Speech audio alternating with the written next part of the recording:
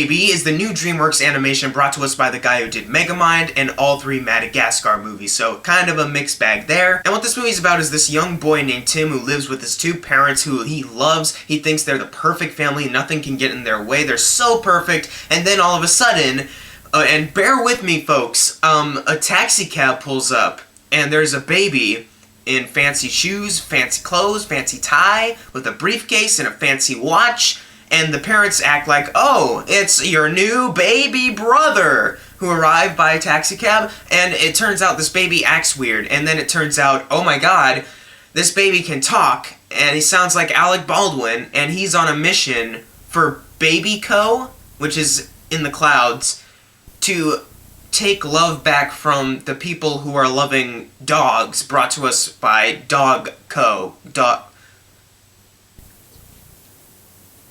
Now, if you have not seen this movie, and this is your first interaction with the Boss Baby, you're probably thinking there's no way that this is the plot of the movie. But it is. I know it's a stretch, even for an animated film, but that's the plot of the movie. Puppies stealing love from babies. Some babies are meant for families, but some are meant for management.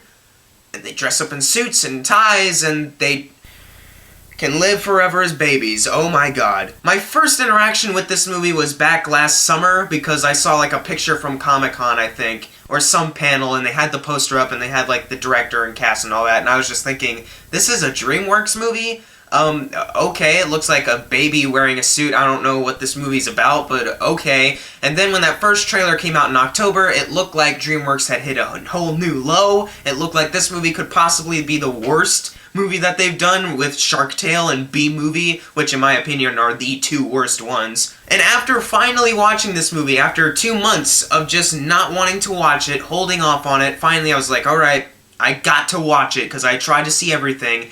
And The Boss Baby, how does it hold up to other DreamWorks movies? Well, it's definitely not the worst one, because Shark Tale still has that.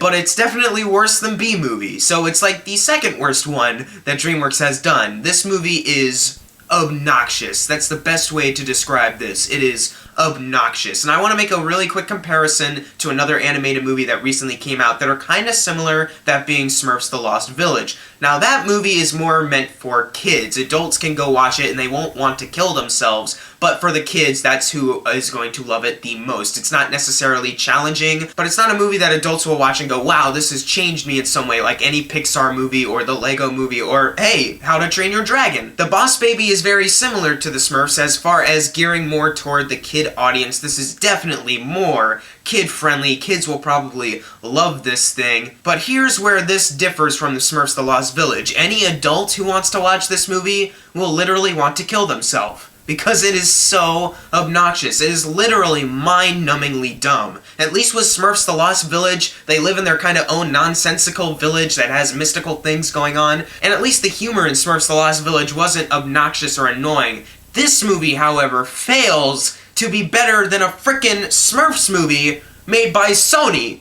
What does that tell you? There's only one positive I have with this movie, and unfortunately it's not even a consistent one. It's that the animation is good for specific scenes, those scenes being imagination sequences, because our main character, Tim, has an overactive imagination, and sometimes when he's in life, everything around him will change, and it'll be like a pirate ship battle or something like that, or he's flying through space, or he's in the Congo with some apes. Sometimes that'll happen, and I will admit the animation got kind of impressive there. But whenever they cut away from the imagination stuff, the animation just goes to passable. It's not even like DreamWorks at its best. Like, it's so weird to me how we just came off of Trolls, and that was visually breathtaking, but then you have also other movies they've done like Puss in Boots and Megamind and How to Train Your Dragon and Kung Fu Panda and Shrek that have had great images visually, and then all of a sudden we cut to this and it's just okay. I hate that I have to refer to the Smurfs movie once again in this review, but that movie even had gorgeous animation,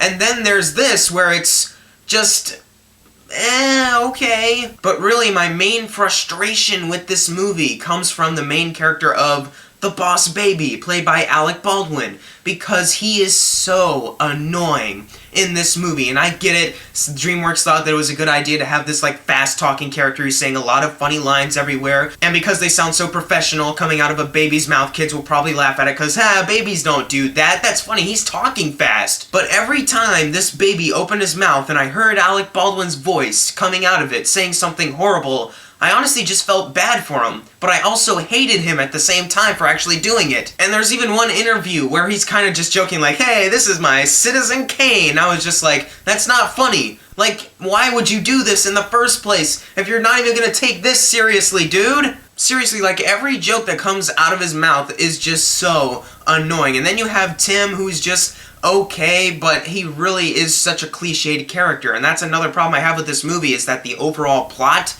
as far as what goes down later on, it's totally cliched. In fact, you can look at Toy Story and they pretty much do the same thing that they do there. You have this boy named Tim who lives with his family and not everything is going right. He doesn't want any changes, like Woody with Andy. He doesn't want any changes, everything's perfect. But then that movie had Buzz entering the picture, changing things, and this movie has the boss baby who's changing everything. And in both of these movies, both of them kind of have to work together to accomplish a goal, and then they start to become friends. Oh, that's just so lovely. Oh yeah, and if you're gonna say spoilers because I said that they became friends, are you kidding me? Are you seriously gonna say spoilers for the frickin' boss baby? I mean, I predicted that they would become friends as soon as I watched, like, the second trailer. Like, it's so obvious. I will give this movie props, though. This movie goes absolutely insane as far as logic goes. It's not really a good thing, but they really committed to making absolutely no sense. Like, babies come out of the sky and they arrive to houses by taxi cab.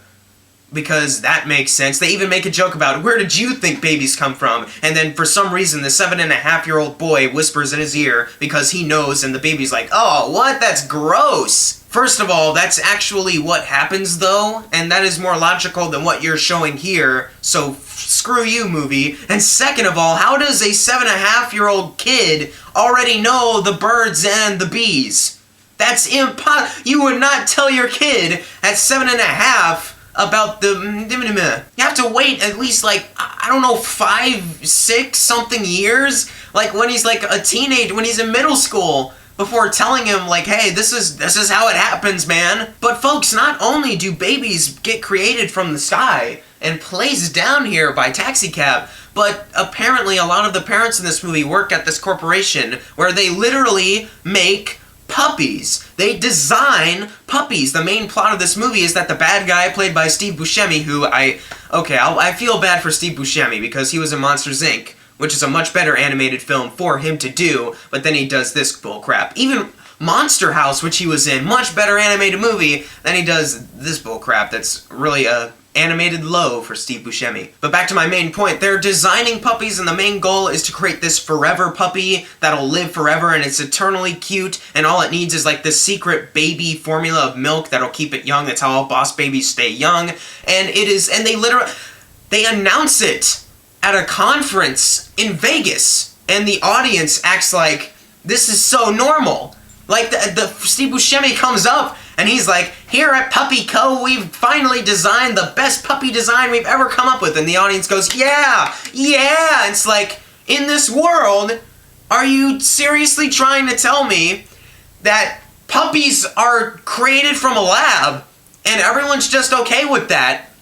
Like, okay, this movie doesn't even try to, like, ease you into the idea of, like, this is a world where puppies are made in a factory. No, they just straight up say, puppies are made in this factory, get over it. And it's like, this is so stupid. For any child, this is numbing their little minds. This is, you're making these kids lose brain cells, and their brains aren't even fully developed yet. So you're making them stupider than they already are. And of course you have all the childish jokes like, oh, the baby farted when he had the powder on him, that's hysterical. Oh, we created some weird liquid green thing to represent vomit so we can escape from this evil nanny who's watching us. And then for some reason, one of the main parts of this movie is if a baby is ticklish, they will go be sent with a family, but if they're not, they're sent to management. One of the ways they take down, they bring up tickling to take down the main villain, Steve Buscemi. And if you scream spoilers, once again, how are you being spoiled if the plot is already so predictable?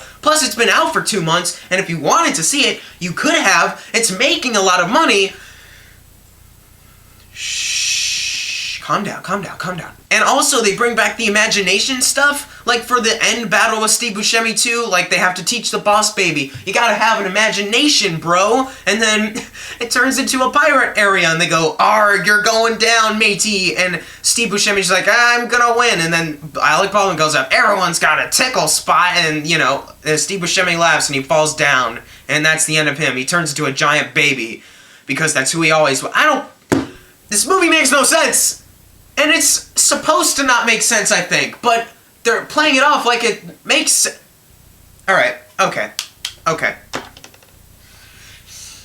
Oh my god. I mean, this is literally the second worst DreamWorks movie. Like with Shark Tale, in my opinion, that really has like nothing going for it. Even the animation in that is kind of crap, and the characters are really stupid. At least this movie has some good forms of animation, but somehow it's worse than B-Movie. Which, honestly, I don't get how you could do that, but they did it. And I'm honestly kind of concerned. If this is the future of DreamWorks, like, they've had some really good movies come out. Kung Fu Panda, Puss in Boots, Megamind, the first 2 Shrek movies, and you also had the How to Train Your Dragon movies. In 2016, they started off with Kung Fu Panda 3, which is actually a really great animated film. Later in 2016, they released Trolls. That was a pile of crap. This year, they release The Boss Baby, and it's one of the worst things they've ever done. So they went from really great, to pretty crap, to extreme crap. I'm hoping that they don't continue this tradition of just getting worse and worse with Captain Underpants. But I'm afraid that they will. Because everything I've seen from the Captain Underpants trailers, it looks obnoxious, the animation looks subpar for DreamWorks. I mean... what is going on over there at DreamWorks? At least we have in 2019 How to Train Your Dragon 3, but that's 2 years from now, so that's lovely. And then a year after How to Train Your Dragon 3, we're gonna get Trolls 2 anyways, so... thanks, DreamWorks. You're making some great animated films. You're the best. Clearly, Pixar has nothing on you. They've...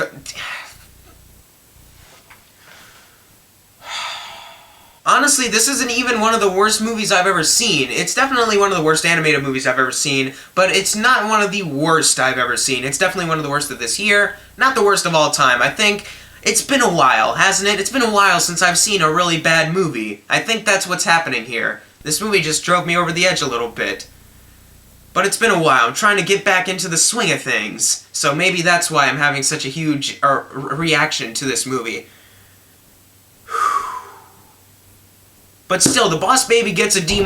Do not show your kids this film. It's going to make them stupider. They're going to grow up thinking puppies are made in a corporation area. They're going to think babies come from the sky. And they're going to know what the birds and the bees are at 7.5, even though that's probably not a good age for them at all. Oh, and one other hysterical thing about this movie. When I was watching the B-roll, all of a sudden you see Alec Baldwin and Jimmy Kimmel, Lisa Kudrow, and Steve Buscemi. They're putting in some sort of effort, I guess, into their voice performances. And then we cut to Tobey Maguire, who plays older Timmy, like the narrator sort of this movie. And when they cut to him, you went from like Alec Baldwin going like over the top in the booth to Tobey Maguire just standing there going, "This is the story about how I met my brother, the boss baby." And I was just like, oh my god, he seems so bored with this. I think he wants to leave, which I do not blame him for. I'm sorry, Toby. I'm sorry that Spider-Man didn't work out for you. I don't think you'd be in this movie if Spider-Man was still going on over there, but oh well, you do what you gotta do to survive. But guys, have you seen The Boss Baby? And if you have, leave in the comments below what you thought of it. Thank God I'm back to reviewing more movies. It's been a while. Do you like my new background? I changed it yesterday. Isn't it one? There's more posters over there that I'm not going to show you because they don't matter. But anyways, guys, as always, thank you all for watching. Make sure to subscribe. I'm Jackson Fulcher. See you guys next time. It's good to be reviewing some pretty bad movies again. I've missed this.